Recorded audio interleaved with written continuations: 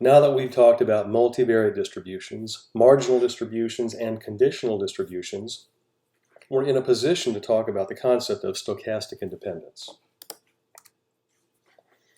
So let random variables x1 and x2 be jointly distributed with either a PDF or a PMF, lowercase f, and marginal PDFs or PMFs f1 and f2 respectively.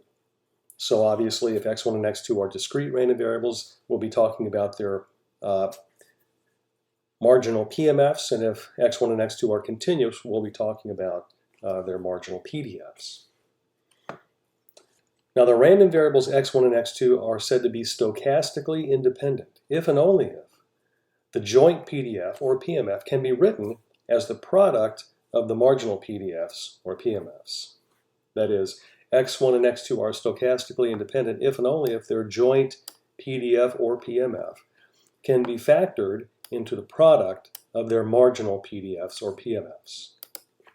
So this is the definition for stochastic independence, and this generalizes to three or to more than two random variables.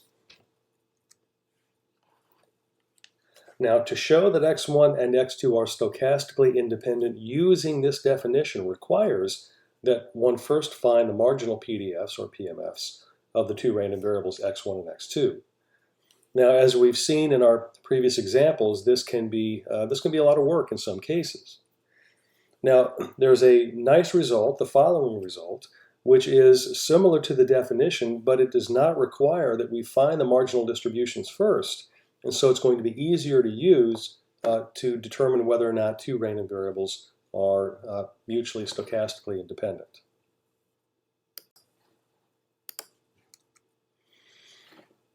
And so this is a theorem, and it says the following. Let the random variables x1 and x2 be jointly distributed with joint PDF or PMF lowercase f. Then x1 and x2 are stochastically independent if and only if the joint PDF or PMF can be written as the product of a non-negative function of x1 alone and a non-negative function of x2 alone. That is, x1 and x2 are stochastically independent if and only if the joint PDF or PMF can be written in this way. Now, this looks like the definition, but it's slightly different because g of x is not necessarily the PMF or PDF of x1, and h here is not necessarily the PMF or PDF of x2. G, this function g, is a function of x1 alone. It's a non-negative function of x1 alone, and the h function is just a non-negative function of x2 alone. So what this is telling us is that if we can factor the joint PDF or PMF as the product of two non-negative functions, the first function being a function of x1 alone and the second function h being a function of x2 alone, then we can conclude that x1 and x2 are stochastically independent. In addition, and because this is an if and only if, it's a biconditional, if we happen to know that two random variables are independent, then we know that we can factor them this way. But then that's almost trivial because that would follow from the definition. So the way that this theorem is typically used is we are using this theorem to see if we can conclude that two random variables are stochastically independent. If we can factor the joint PDF or PMF in this way, then that allows us to conclude that the two random variables are stochastically independent.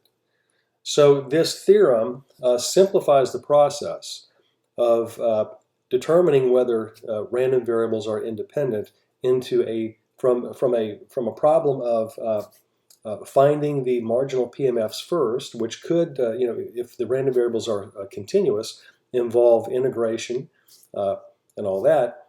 It simplifies this to a problem of factorization.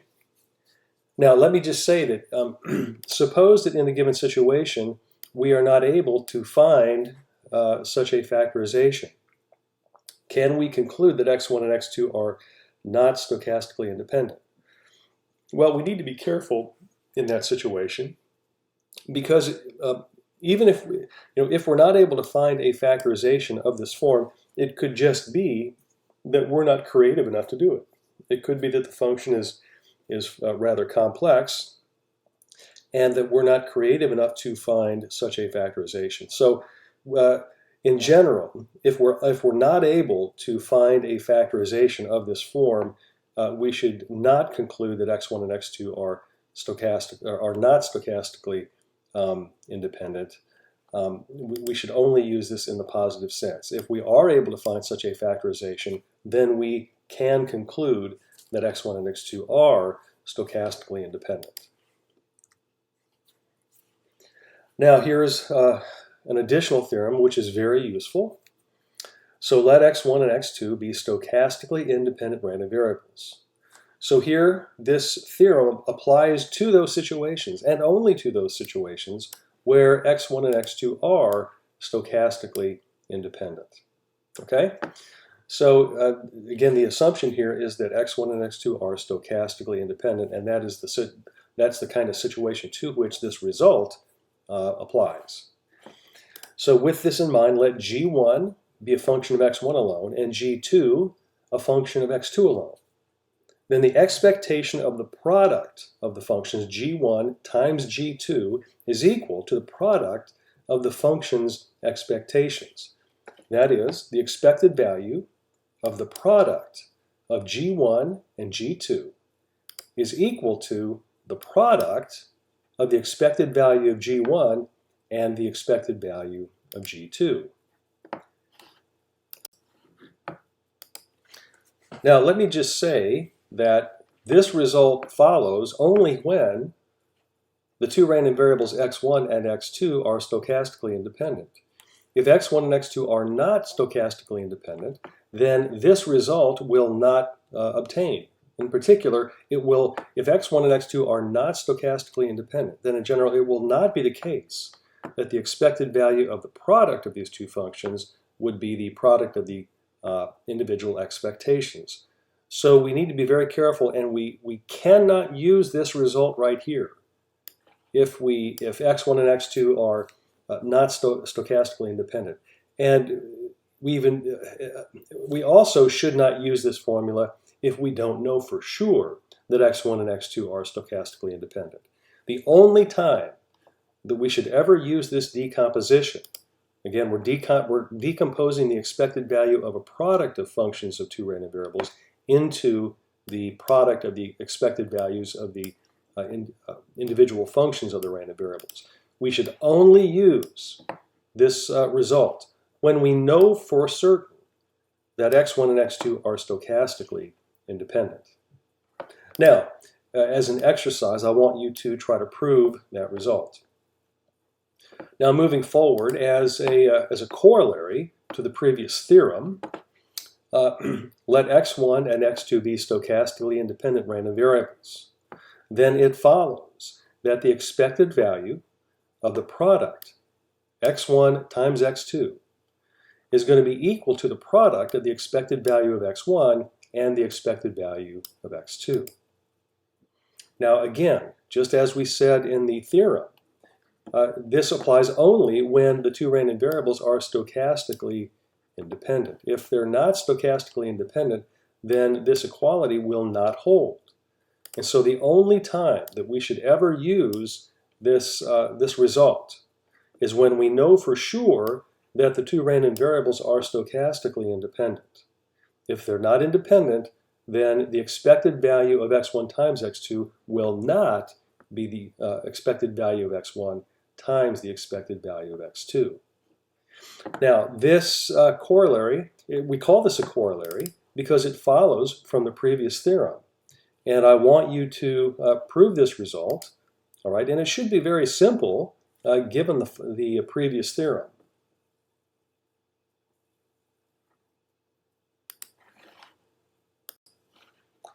Next, we have a very important result, a very important theorem. Now, let x1 and x2 be stochastically independent random variables.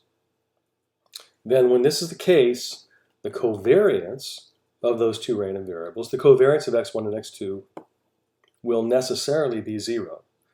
And from that follows that the correlation of x1 and x2 will also be 0.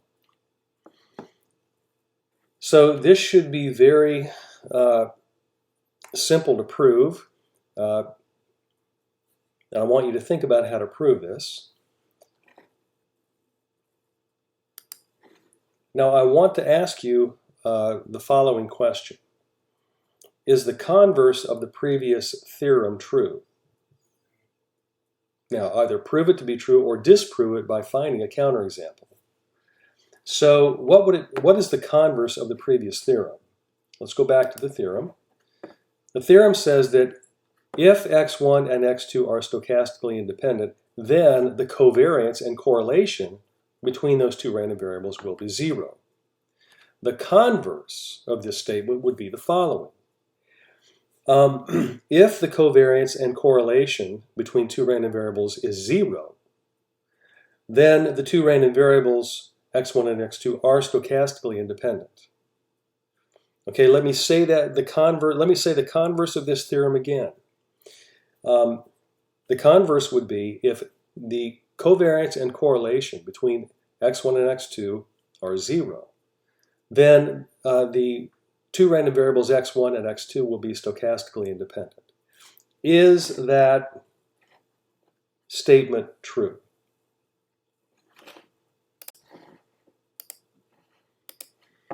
So think about that. Either prove it to be true or disprove it by finding a counterexample.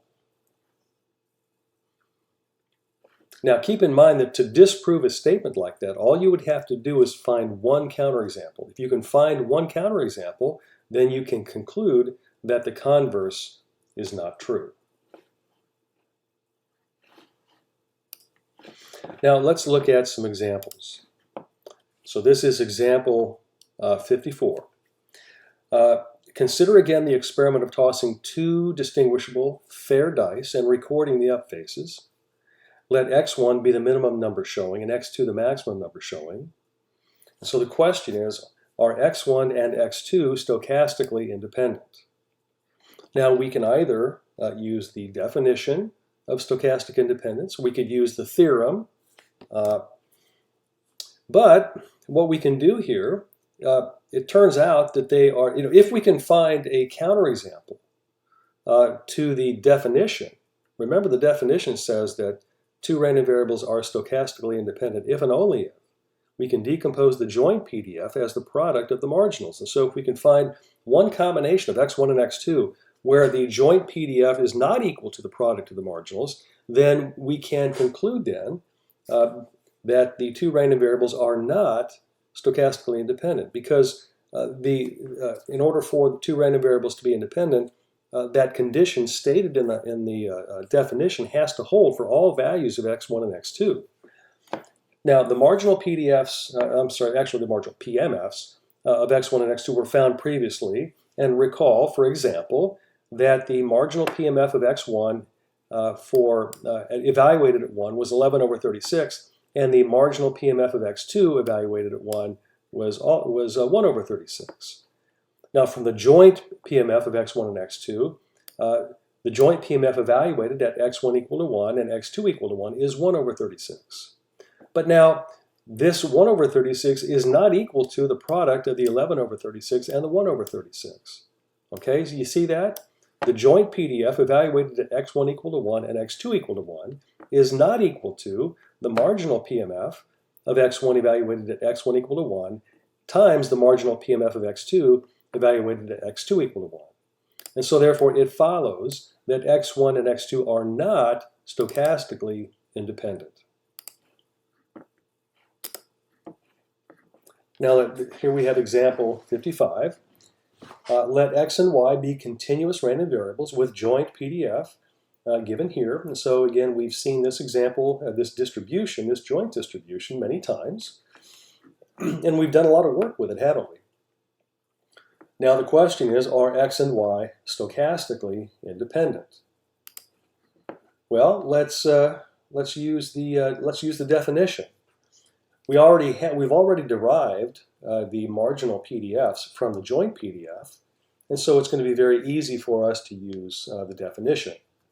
And so the joint PDF, we found that the value c, this constant c, must be equal to 4. And so this is the fully specified expression for the joint PDF of x and y. The marginal PDFs of x and y were found here, or found previously, and they're given here. And notice that the joint PDF is, in fact, equal to the product of the marginal PDFs for every value of x and y that we put in. And so by definition, x and y are stochastically independent.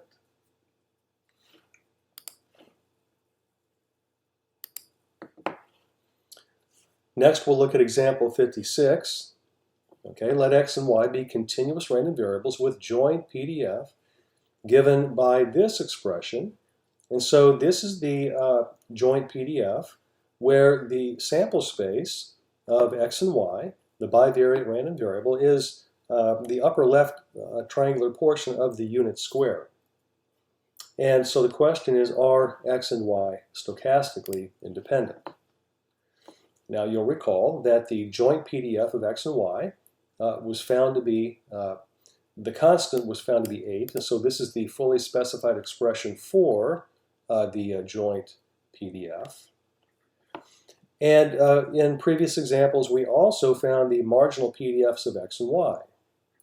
Now, when you multiply those marginal PDFs, F1, the marginal PDF of x, times F2, the marginal PDF of y, what you get is 16xy cubed minus 16x cubed y cubed for values of x between 1, y between 0 and 1, and no constraint between x and y as there is up here. So clearly, the product of the marginal PDFs is not equal to the joint PDF. And so therefore, by definition, x and y are not stochastically independent. Okay, so that is stochastic independence, and this is a very important topic. It's going to come into play when we get into the statistical inference part of the course, which we're very quickly getting ready to get into. And in particular, when we are looking to estimate the parameters of a distribution, we will be using one method that we could potentially use is maximum likelihood. And in order to do that, we have to be able to construct the likelihood function. And we're going to be talking about that, but that involves having a random sample. In fact, if you go back and if you think about all the statistical methods that you've looked at up to this point in your academic career, you'll note that every procedure starts off with the following statement, or something like it. Let x1 through xn be a random sample of size n from a particular distribution. And what a random sample is a sample of random variables. It's a collection of random variables that are stochastically independent and identically distributed. And so right off the bat, in all of those procedures, we're assuming that the random variables that we have in our collection that are the basis for our analysis, that they are stochastically independent. So if they're not independent, then that'll cause problems with us in terms of the validity of our results. And so this is a very important topic to understand, and it's very important to understand that all of the procedures that we have in statistics are based at some level on independence from one observation to the next.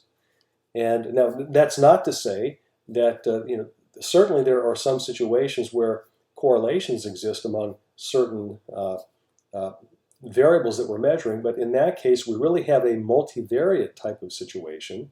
And, so we can account for that type of correlation within that multivariate framework. But different multivariate response vectors have to be stochastically independent. Okay, so that is the end of this lecture video. We're going to now transition into looking at particular named probability distributions. They are named because they are used frequently enough that we want to be able to refer to them. And so we'll spend some time looking at that. And once we get done with that, looking at those particular name distributions, we're going to get into sampling distributions and then into the theory of the statistical inference procedures that you looked at in your previous methods courses.